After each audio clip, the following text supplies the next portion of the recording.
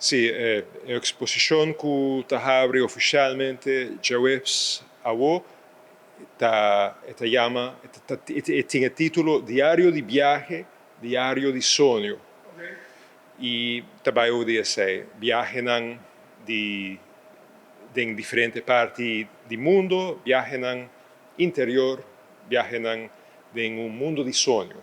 Okay. E também mescla todos. Tu gente por qualquer estilo de arte e não tem intenção de tapar mucha, Okay. pero quizá cierto mucha, joven y gente grande por haya algo que lo que no está conectado, pero no está para un grupo de edad hopi específico. Na por papia Kumi também cada dibujo está acompanhado por uma história, um texto, que conta algo sobre história que está relato que está passando para dentro do quadro. E inauguração tá de 7 para 9 da noite,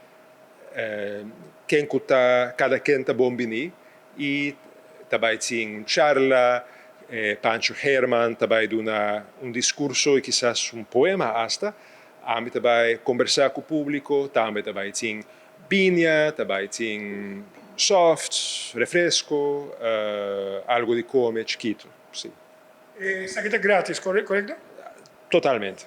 O quadro está na venda, se o gente quer comprar? Sim.